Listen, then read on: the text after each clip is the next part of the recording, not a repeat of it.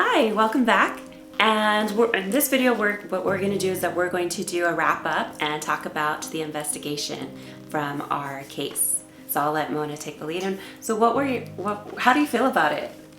It was like in 90% of the investigations I've been on of this particular lady had activity that it was a mixed bag of spirits that were in the place.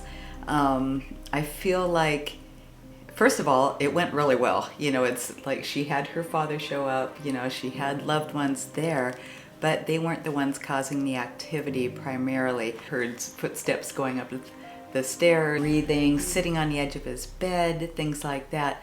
And yeah, most of the time, and naturally so, people might suspect that kind of activity would be, oh my gosh, it's a bad spirit, Right. or it's demonic or something. It's like, no, in this particular case, that particular activity was his father showing up. And apparently he did have some sort of emphysema, things like that, that it made sense that when he walked up the stairs he'd make those noises.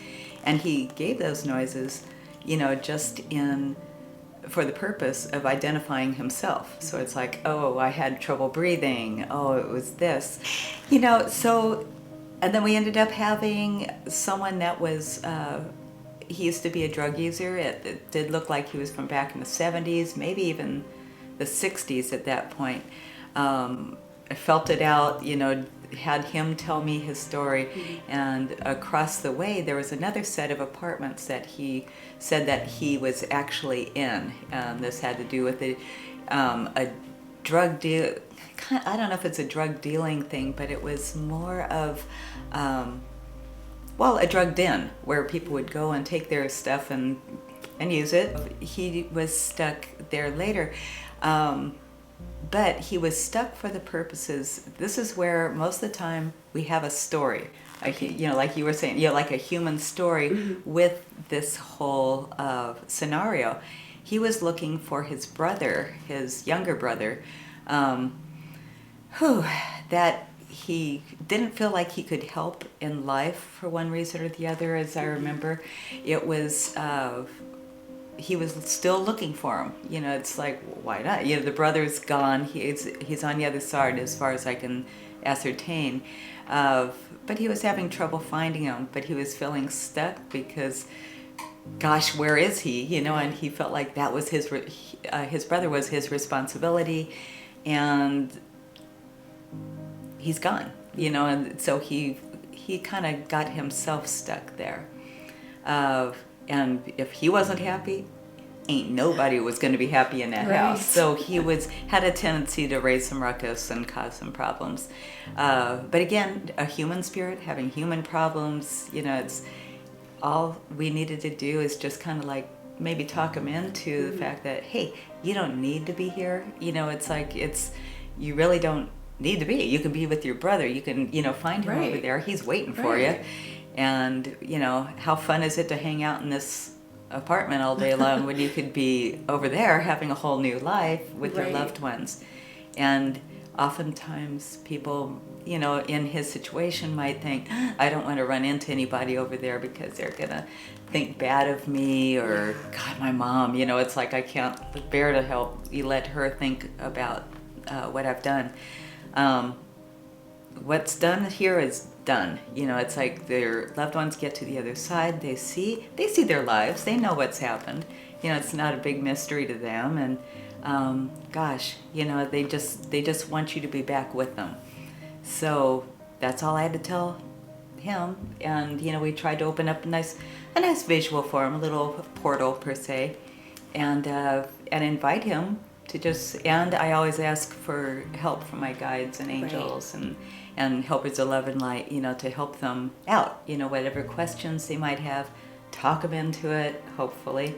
If not, he can do it at any time. It just is nice if he could do it right then, when we've got everything set up and juicy. So hopefully he did. It did feel like things got lighter in there. It just felt like, okay, an energy shift. Loved ones like that, they can still be around. They've successfully crossed over, but they come back to visit. It's all out of love. And so he had a good time with that.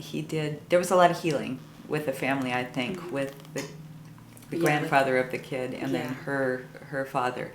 There were a lot of things said that provided healing. So it was, whew. Yeah. But so in this case, it was not fairly easy, but easy enough to move him along. Yeah. What would have been the case if it wasn't? If he didn't want to let go, or if it was something demonic? How would you get rid of that entity, that spirit? Okay. Yeah. It's kind of persistence. When it comes to him, whether he didn't want to cross over, he probably would at some point.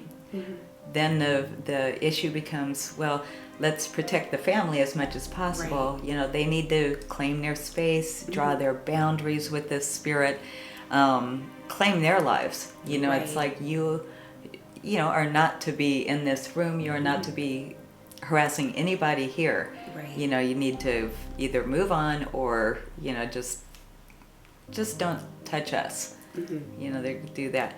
Now, and then once in a while we could come back and then just try to invite them again to, maybe cross over. Some spirits that works with, and some spirits maybe not so much. They built the house, they're going to stay there by God, and it's like, okay, well, as long as you guys can coexist somehow, right. And for the most part, we try to encourage family to just ignore them if you can, right. Just don't, or talk about them outside the place, instead of in. Negative spirits, things like that, can get a lot of energy just from, any kind of heavy emotion, so if they can scare you, they're going to feed off of that emotion. Right.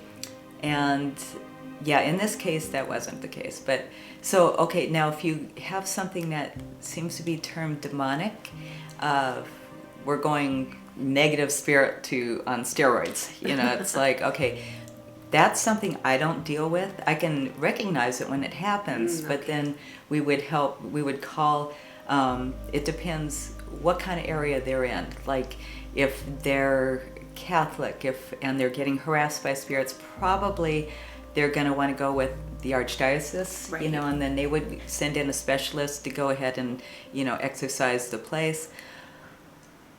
It's also these days being kind of called like a house blessing. That's a nice, sweet little way to put it. And sometimes it is. Sometimes it's just a house blessing. Other times they do an exorcism and literally just pound the spirit out of there, So, but 90% of the time, it's nothing like that. Oh, good. Happens. Good, because you always think the worst. Yeah, and it's like, no, most of the time it's just a human spirit having a human problem, and they're making it your problem. So It's like, okay, we have dominion over this, third dimension. It's like, this is our space. We have all the power.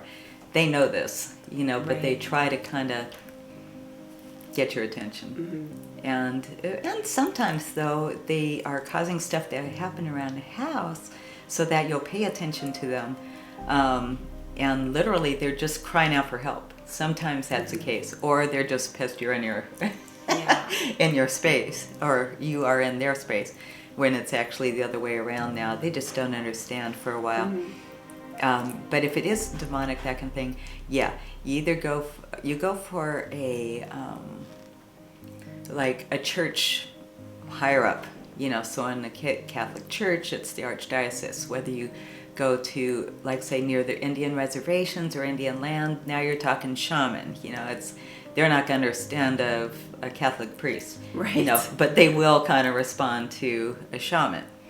So it really depends what kind of area you're in and what country. You go for different ones for different places. Wow, there's so much to know. Right? I know. It's just it's fascinating. It's a fascinating field and we're learning more and more about it all the time. Right. But this is just stuff I've learned and picked up over the last 20 years, and then working with these paranormal groups. And we're always learning. Right. But as a spirit medium, it's fascinating. It's fun to see and to help people out with their problems, which they're desperately looking answers for. Right. And we hope to help them. Well, thank you, Mona. Well, and you're Tom, welcome. Thank you. helping this family, and I hope we are able to help very many more families. So if you guys have any questions, please leave us some comments and we will try to answer them as we can. Thank you, and I hope you all have a great day. Thank you.